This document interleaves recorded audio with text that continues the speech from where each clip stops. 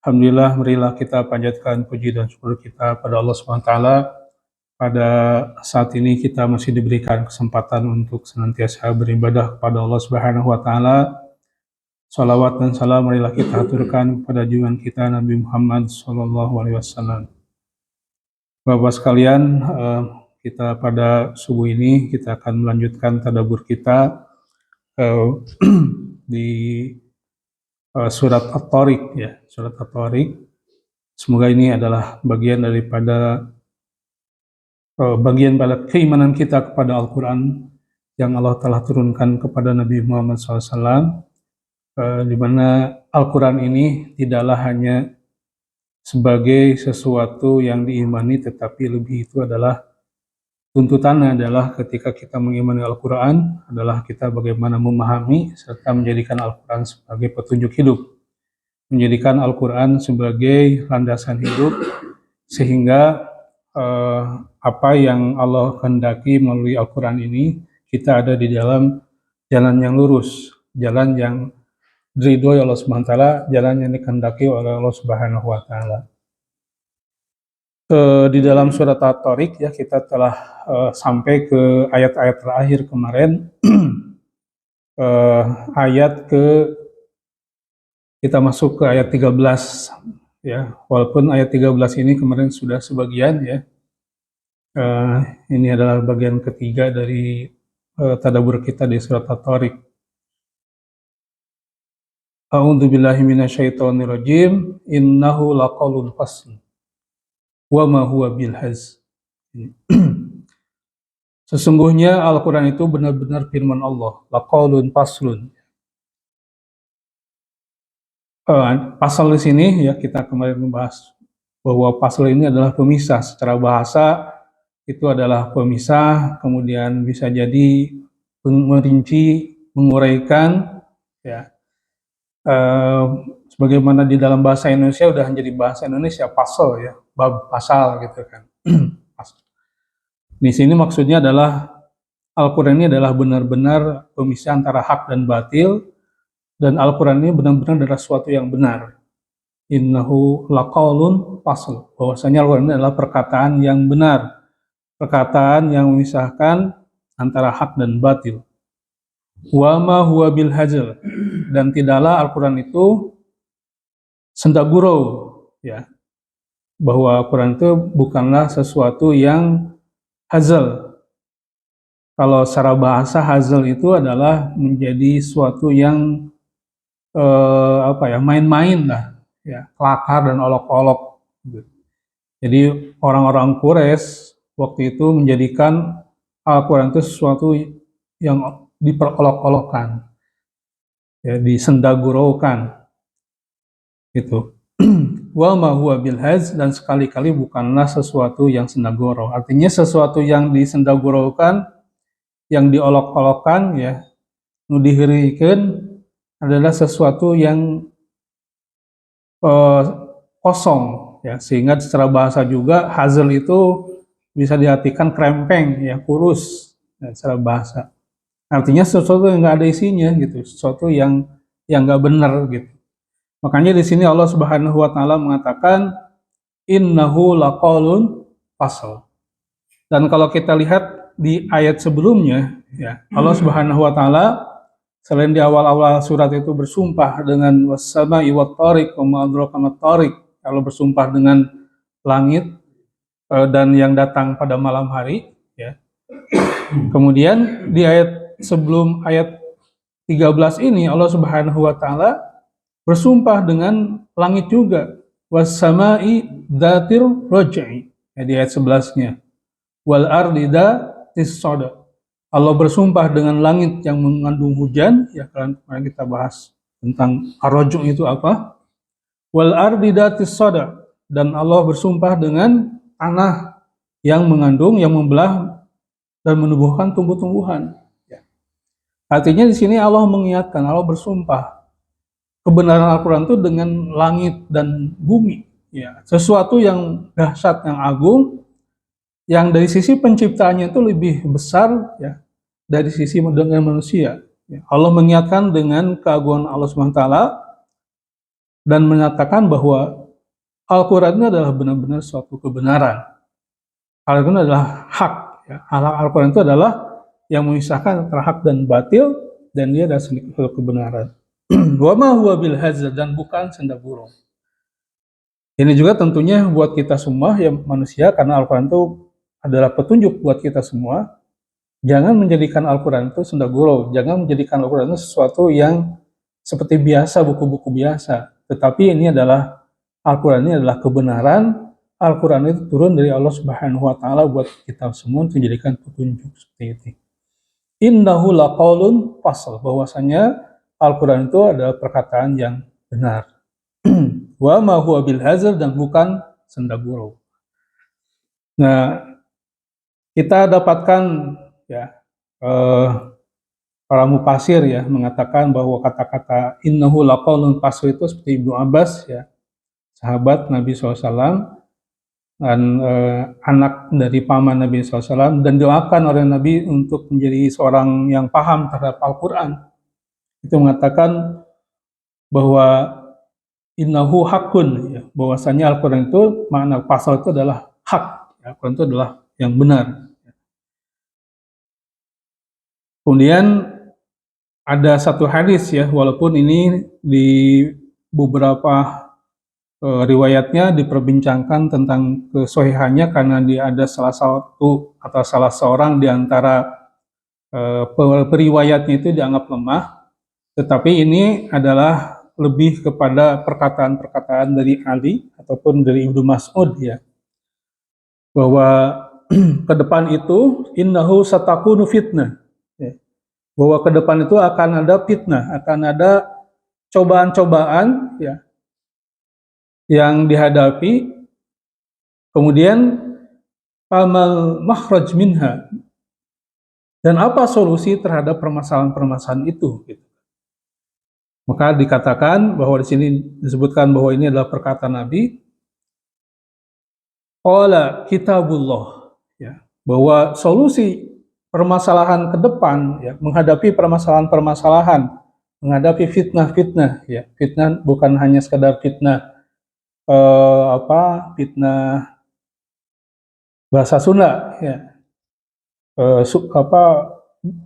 tidak hanya sekedar fitnah bahasa Sunda itu ngebohong ataupun hasud ya, tetapi adalah cobaan-cobaan permasalahan hidup gitu kan, itu fitnah. Jadi permasalahan kebimbangan, keraguan, kemudian termasuk tadi menghadapi kebohongan-kebohongan dan sebagainya, itu fitnah. Di sekarang kan orang mengatakan masa puka ya, politically uncertainty gitu kan. Suatu yang ketidakpastian, kemudian kita dihadapkan kepada perkataan-perkataan yang dianggap benar padahal salah, gitu kan. Itu fitnah. Lalu solusinya apa? Kata Rasulullah adalah kitabullah. Ya, atau di sini lebih ininya adalah perkataan sahabat, kitabullah. Tapi ini juga perkataan Nabi SAW, kalau kita lihat di riwayat lain mengatakan Rasulullah itu bahwa aku akan mewariskan dua hal ya, itu Al-Quran. Kata Rasul, "Abdu alaihi bin nawajid." Gigitlah, peganglah Al-Quran itu dengan geraham, artinya pegang erat Al-Quran itu. Bahwa nanti akan, ketika kita menghadapi permasalahan, berpegang teguhlah kepada Al-Quran gitu. Fihi, ya, kenapa? Bahwa Al-Quran fihi nabaun min qablikum atau man qablakum. Bahwa di situ ada informasi-informasi terhadap kejadian-kejadian sebelum kalian. Kemudian wa khabarun ma ba'dakum. Kemudian kabar terhadap setiap apa yang terjadi pada setelah kalian. Kemudian di dalamnya ada hukum, ya. Kemudian di situ adalah perkataan yang benar dan bukan kolok-kolok, bukan senda gurau, ya. Sesuatu yang serius, gitu kan, yang kebenarannya. Jadi apa yang diungkapkan dalam Al-Quran, setiap perkataan Al-Quran adalah sesuatu yang benar, gitu. Barang siapa yang ataupun ketika ada penguasa ya yang meninggalkan Al-Quran, maka Allah akan menghancurkannya. Karena ketika seorang yang punya otoritas, ya, penguasa itu menghakimi ataupun menetapkan dengan sesuatu yang salah, maka ujungnya akan salah gitu. Ketika memutuskan membimbing manusia, karena kekuasaan itu kan sebenarnya adalah untuk menata kehidupan manusia, ya, kehidupan supaya benar gitu. Itu kalau dalam sosiologi kekuasaan ya. Ada ilmu sekarang itu perkembangan ilmu sosiologi itu termasuk sosiologi kekuasaan. Artinya kekuasaan itu menata kehidupan masyarakat supaya benar gitu. Nah, bagaimana seorang yang punya otoritas menetapkan sesuatu ketika menetapkannya berdasarkan sesuatu yang salah? Maka di sini qasamahullah, Allah akan menghancurkannya gitu kan. Lambat laun dalam semua gitu kan. Dalam ketika kebijakan ekonomi, kebijakan politik, kebijakan dan semua gitu kan. Menetapkan kebijakan-kebijakan. Ketika landasannya bukan Al-Qur'an, kebijakannya ataupun landasannya bukan kebenaran, maka yang terjadi adalah hawa nafsu yang berperan ya. Kebijakan itu berdasarkan hawa nafsu ataupun asumsi-asumsi kebenaran yang sandarannya nisbi, sandarannya itu relatif gitu ya. Manusia yang relatif bisa salah gitu kan. Nah itu jadi qasamahullah wa man ibtaghal huda fi ghairihi adallahullah. Barang siapa yang mengharapkan petunjuk dengan selain Al-Qur'an, maka Allah akan menyesatkannya. Yaitu ada wa man lam yahkum bima anzalallah fa huwa fasikun gitu kan di dalam surat barang siapa yang bertahkim mengambil hukum selain hukum Allah maka dia fasik. Kemudian ada juga di ayat lain kafir gitu. Ya karena memang ya orang yang kan orang fasik itu adalah orang yang beriman tetapi tidak beranjalankan itunya kan fasik. Kemudian kafir juga adalah orang yang ya kafir ya, mengkufuri gitu kan, tidak mengimani. Ya dia gitu.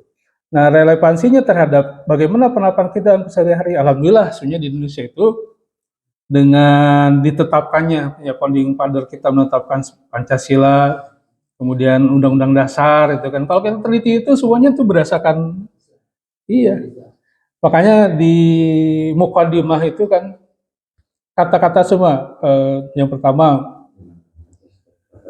atas rahmat Allah ya kemerdekaan itu atas rahmat Allah. Kemudian di sananya itu bahkan sebelum dihapus ya dengan menjalankan syariat Islam itu sebenarnya lebih kepada toleransi dan kebijakan lah supaya tidak ada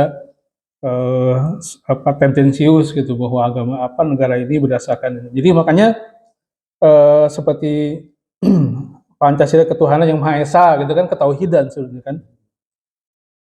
Kemudian yang kedua itu apa? Kemanusiaan yang adil dan beradab. Adil itu kan bahasa Arab. Ya adil. Artinya rumusan-rumusan ini yang kita kemudian kita dirumuskan ke dalam pasal-pasal selanjutnya itu sangat menginikan untuk kita bertahkim ya, untuk kita memutuskan dengan Al-Qur'an apakah disebutkan langsung atau tidak langsung. Gitu. Karena kalau kita baca kajian ataupun buku-buku yang ditulis oleh para cendekiawan kita itu atau cendekiawan Muslim dalam hal mengamalkan ataupun mengambil hukum itu ada yang secara eksplisit, ada implisit gitu kan, ada disebutkan ini berdasarkan ini, walaupun secara tidak langsung gitu, tapi maknanya ngambil dari Al-Quran gitu kan, ngambil itu kebenaran. Dan alhamdulillah ketika dalam hal-hal dalam hukum-hukum waris, hukum pernikahan gitu kan, itu sudah terutama di pernikahan ya sudah ada kompilasi hukum Islam. Jadi penetapannya itu berdasarkan hukum Islam, gitu. Seperti nikah itu ada kompilasinya. Sekarang pernikahan itu kan banyak ya, termasuk kemarin menetapkan tentang pernikahan beda agama dan sebagainya. Nah, itu ada hal seperti itu dalam hal penerapannya. Ya, alhamdulillah kalau di Indonesia, bahkan kalau kita lihat ya di negara seperti Amerika saja, ketika kebijakan publik kan bahkan katanya konon yang pernah ke sana di kalau sekarang di Mahkamah Agung di sana tuh ada yang di situ menuliskan Al-Quran. Al-Quran. Termasuk kemarin ketika COVID ya, itu kan hadis yang dikutip di sana gitu.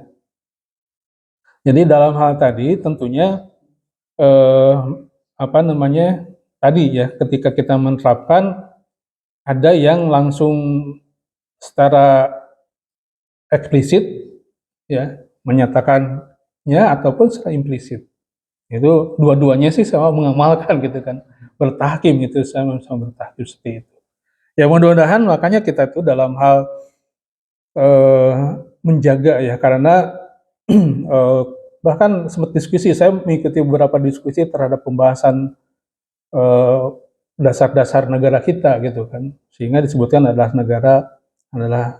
berdasarkan kesepakatan bersama, karena di dalamnya kita tidak hanya Muslim tetapi yang lain, dan itu dalam Al-Quran ada gitu kan.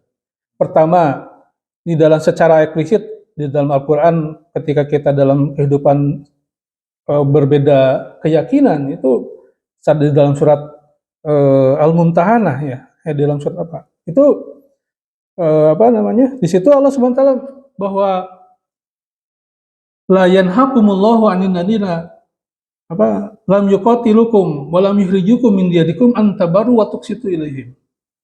Itu jelas.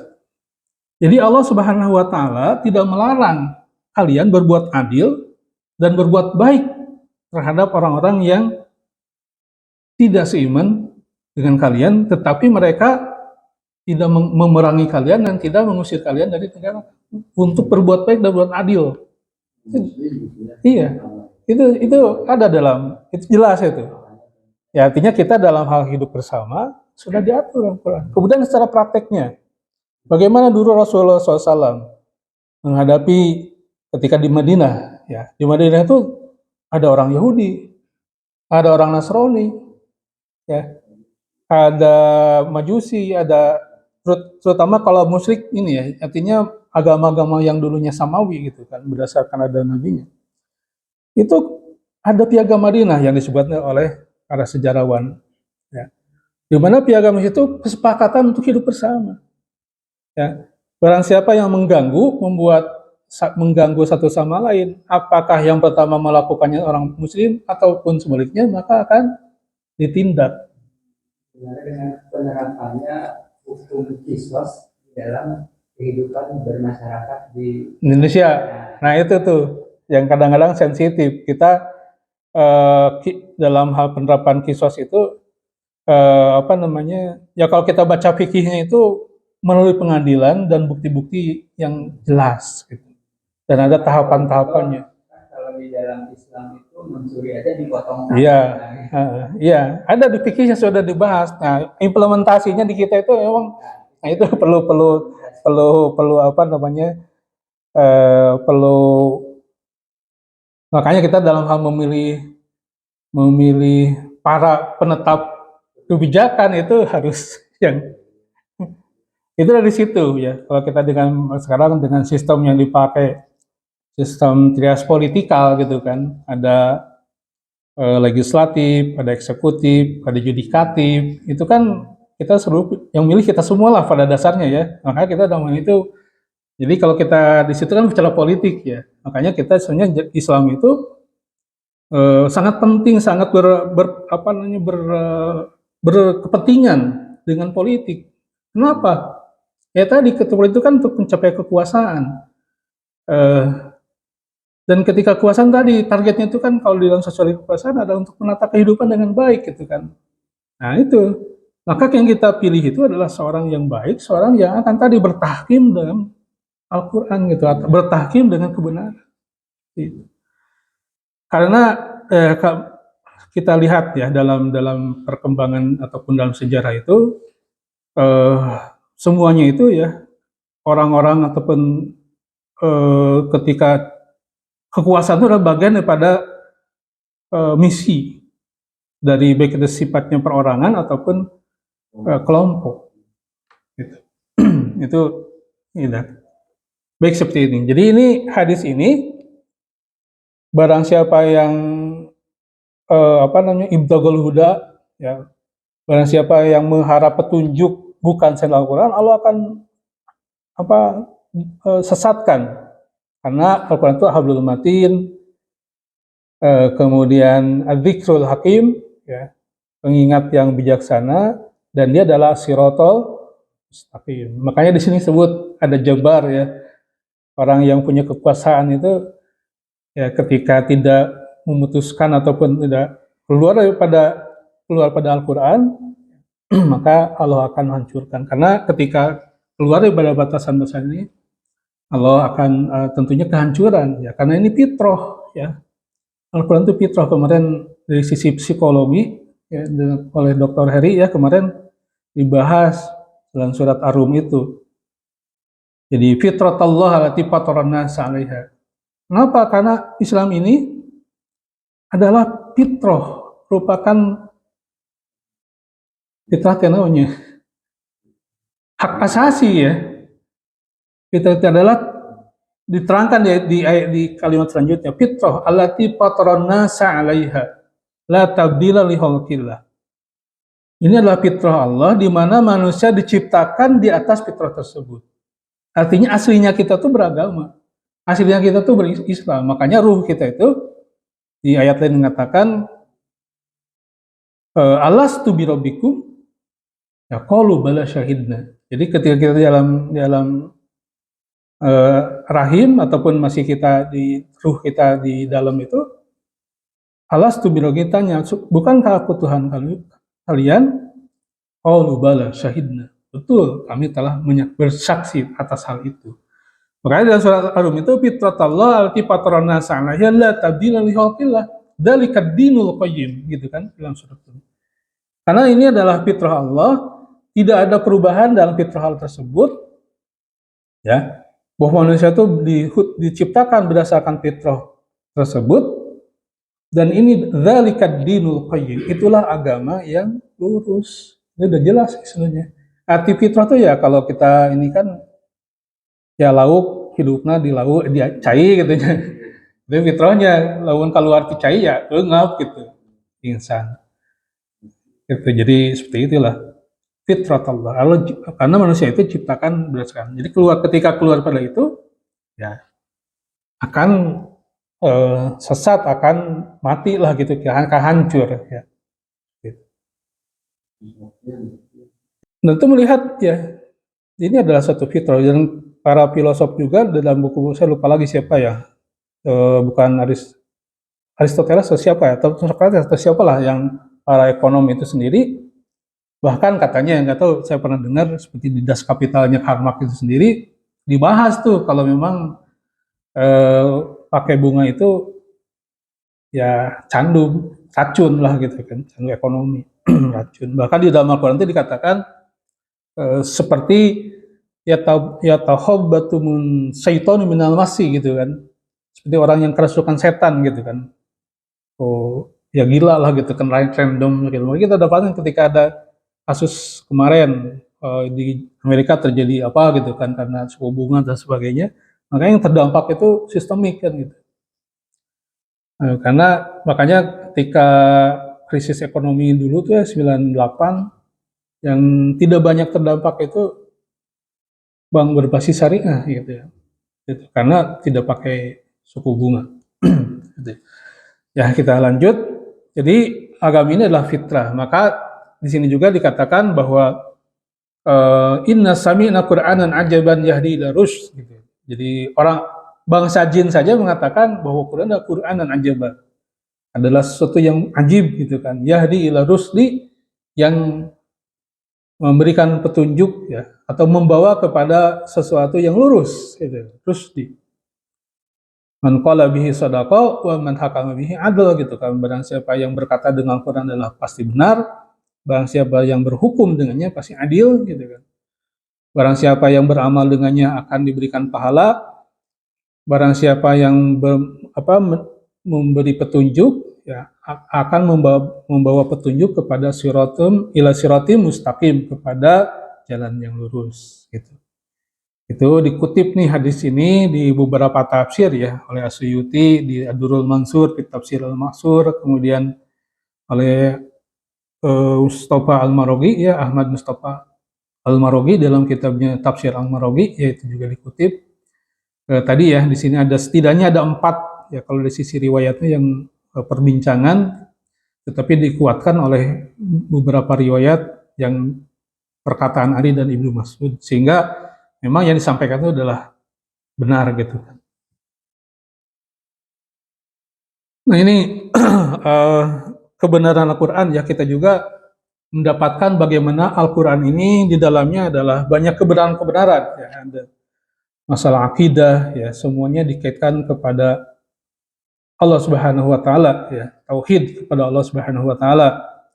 Ya, di berbagai hal ataupun banyak, ada yang langsung Allah Subhanahu mengatakan tentang akidah itu sendiri, termasuk ketika Allah Subhanahu menyuruh membaca ya, di ayat pertama itu Iqra, ya, bacalah langsung bismi rabbikal ladzi khalaq, dengan nama Tuhan. Jadi artinya segala sesuatunya dikaitkan dengan akidatullah, artinya akidah kepada tauhid kepada Allah Subhanahu wa taala.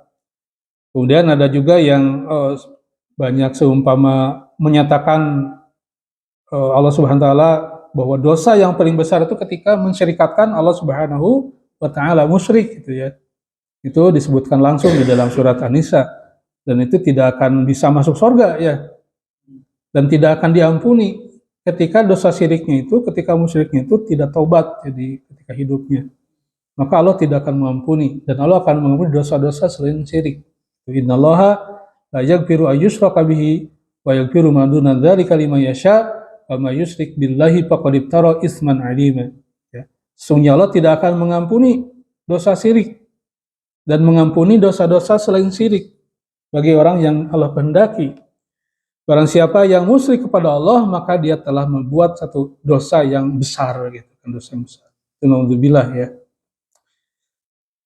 Itu beberapa dalam Al-Quran itu tentang akidah, bagaimana Allah di dalam Al-Quran itu Allah menetapkan, menguatkan tentang akidah. Semuanya itu adalah kita itu untuk Allah Subhanahu wa taala. Kemudian kita dapatkan ya tentang ibadah, kemudian tentang wa'du wal wa'id ya, ancaman ya, ancaman yang apa namanya yang karena dosa kita ya, diri sendiri, ataupun kita mohon tidak bisa ancaman terhadap, kemudian wa'id dan kebaikan ya, ancaman terhadap kemaksiatan ya, dosa-dosa, kemudian janji-janji Allah SWT ketika kita berbuat kebaikan ya gitu. Jadi Allah Subhanahu menyampaikannya dalam Al-Quran, artinya ini adalah sebagai pengikat kita supaya kita senantiasa berada dalam jalan yang lurus, tidak berbuat dosa ataupun tidak terseok ataupun tidak tertarik kepada kesesatan ya. Kemudian tentang akhlak, tentang hukum ya, kemudian kisah-kisah. Nah ini juga sama ya, kisah-kisah zaman dulu ya, kisah-kisah Nabi Yusuf, Bani Israel, tentang Ad, Samud dan lain sebagainya. Kenapa di sini Allah sampaikan kisah-kisah yang lalu? Ini tentunya kisah bukan artian kisah fiktif ya, tetapi ketika ada satu kisah dalam Al-Quran, maka itu adalah pernah terjadi ya, sejarah, iya, sejarah, dan benar-benar terjadi ya, benar terjadi. Kan kadang sejarah kita mah sejarah tahun 45 saja belum tentu semuanya. Ya kadang-kadang kan ditulis itu berdasarkan kepentingan juga kan menulis gitu. Jadi kalau Al-Quran itu ada, tentunya ini punya maksud ya, memberikan pelajaran buat kita gitu kan. Karena Al-Quran itu dan dengan kisah-kisah masa lalu itu, makanya nih kehidupan manusia itu kan berevolusi. Makanya Allah Subhanahu wa taala mengutus nabi dan rasul itu, kalau dari sisi akidah, itu akidah itu tauhid, sama dari Nabi Adam sampai Nabi Muhammad itu ngajarin tauhid, mengesahkan Allah Subhanahu wa taala. Tetapi dari sisi aspek syariah, cara beribadah itu disesuaikan dengan kondisi kan gitu ya. Kondisi-kondisi zaman Nabi Adam begini, Nabi Ibrahim gitu kan. Nah, dari yang lama-lama itu ada yang menjadi syariat buat kita, ada yang enggak gitu kan. Ya, seumpama contoh syariat Nabi Musa, ya tidak semuanya jadi kita menjadi syariat kita. Syariat Nabi Ibrahim ada yang dihilangkan dan juga terus dilanjutkan seperti haji, kemudian kurban, kemudian berhitan itu. Nah, ini kenapa? Karena di situ ada evolusi manusia. Nah, sampai Nabi Muhammad itu evolusi manusia itu berhenti. Yang terjadi adalah pengulangan-pengulangan. Ya, pengulangan-pengulangan kejadian. Walaupun memang seperti ya sekarang mah kondisi gini, tapi kejadiannya sebabnya bisa jadi sama. Ya, kemaksiatan, kezaliman manusia zaman dulu, sekarang, iya. Artinya tentang penguasa contoh ya, itu eh, kejadian sekarang juga kan gitu. Walaupun memang balutannya beda, tetapi pada dasarnya sama, pengulangan-pengulangan. Itu kan. Casingnya doang gitu kan. Makanya di dalam ayat terakhir yang diturunkan itu ketika Haji Wada itu al-yauma akmaltu lakum dinakum wa atmamtu alaikum nikmati wa raditu lakumul islama dinan. Jadi pada hari ini telah sempurna, telah disempurnakan buat kalian agama kalian. Arti agama itu kan agama yang termasuk dari zaman Nabi Adam sampai Nabi Muhammad telah sempurna. Ya, al-yauma akmaltu lakum dinakum wa atmamtu alaikum nikmati wa raditu lakumul islama dinan. Dan telah disempurnakannya dan aku ridho buat kalian Islam sebagai din. Jadi ada bahasa al-yauma akmaltu lakum dinakum di ayat awal di ayat awal-awal ayat aku sempurnakan pada ada agama kalian. Dan di ujungnya aku ridho buat kalian Islam sebagai din. Din itu ada sistem, tidak hanya agama itu bukan hanya sekedar masalah keyakinan, masalah hati, ibadah ansih yang mahdoh, tetapi sistem hidup, kehidupan. Itu. Jadi makanya kalau kita baca seumpama buku Ibnu Khaldun gitu kan, ataupun buku buku sejarah yang tulis Ibnu Katsir, Al-Bidayah wa Nihayah ya, dari awal sampai akhir itu kalau kita lihat pergeseran kondisi manusia itu dan kemanusiaannya itu ya artinya saat ini berulang ya. Jadi ya yang terjadi setelah Nabi Muhammad diutus gitu kan, itu ada pengulangan-pengulangan. Justru itu ayat-ayat tentang masa lalu itu di Mekah gitu kan, dan kaget orang-orang lah. Nah Muhammad itu diajar apal sejarah gitu kan, apa kisah, apa kejadian sampai kejadian yang terdekat kita nanti di surat Al-Buruj ya 40 tahun sebelum 40 tahun sekitar 40 tahun sebelum Rasul diutus, yaitu tentang bagaimana pembantaian terhadap kaum muslimin yang dilakukan oleh si raja siapalah di daerah Yaman itu dalam surat Al-Buruj nanti Ashabul Ukhdud itu kan artinya buat kafir Quraisy ya Muhammad apal kejadian ini gitu. Diingatan sampai situ ya. Gitu. Dan itu ada dialog, makanya nanti ada beberapa ayat yang di situ dialog Nabi dengan kaum Nasrani. Najron, ada tanya jawab. Ini ada kisah-kisah masa lalu, kisah-kisah zaman dulu, artinya sejarah yang diungkapkan oleh Al-Quran. Walaupun Al-Quran ini tidak merinci, ya tidak detail, tapi poin-poin pentingnya. Tetapi kalau ada satu sejarah ataupun umat yang lalu diungkapkan secara rinci seperti Bani Israel, berarti itu kejadian kejahatan itu akan terus. Ya kalau ada satu kejadian atau satu tokoh dalam Al-Quran yang disebut terus-menerus, banyak sekali diuraikan, berarti itu permasalahannya ataupun kejahatannya itu akan ada terus. Makanya tentang munafik, tentang Bani Israel, tentang apalagi itu, Fir'aun, itu banyak kan. Tentang kisah Nabi Yusuf, ada beberapa yang rinci kan, tentang bagaimana mengatasi krisis gitu. Berarti itu Ya kayak kemarin ya menghadapi krisis kemarin, dan Faisal Basri itu teorinya diambil daripada ini teori Nabi Yusuf katanya. Gitu. Ya diambil dari situ. Tentunya apa namanya, tadi Al-Quran itu ada yang merinci. Nah, kalau merinci itu berarti itu harus jadi perhatian bahwa ini akan terulang tuh, gitu ya. Seperti Bani Israel itu di Al-Baqarah, di banyak surat itu disebutkan ataupun dirinci. Dan ada doa juga yang selalu dibaca setelah sholat. Allahumma a'inni ala dzikrika wa syukrika wa husni ibadati. Jadi ya Allah, bantulah aku untuk senantiasa zikir kepadamu, a'inni ala dzikrika wa syukrika, syukur kepadamu, wa husni ibadati, dan ibadah yang terbaik untukmu. Jadi itu minta bantuan kepada Allah. Allahumma a'inni ala dzikrika wa syukrika wa husni ibadati. Ini salah satu doa yang dibaca setelah sholat. Jadi setelah istighfar, kemudian apa namanya, Allahumma la mani lima ataita, gitu kan. Kemudian itu Allahumma a'inni ala dzikrika wa syukrika wa husni ibadati. Itu. Jadi kita, Nabi ngajarin buat kita minta pertolongan kepada Allah untuk ibadah, memperbaiki ibadah. A'inni ala dzikrika wa syukrika wa husni ibadati.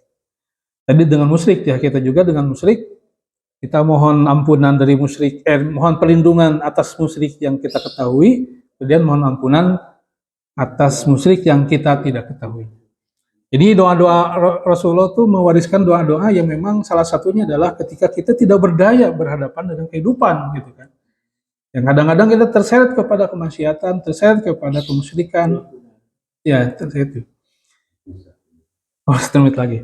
Kemudian terkait tadi operasional bank syariah, jadinya setiap operasional bank syariah itu sudah ada fatwanya di Dewan Syariah Nasional. Artinya setiap prosedur yang ada itu harus, artinya sudah ada pedomannya. Memang prakteknya, apalagi di Indonesia yang notabene praktek perbankan itu didominasi oleh konvensional, karena pertama kali kenal dengan bank kan bank konsep konvensional yang ada di bawah penjajah kan.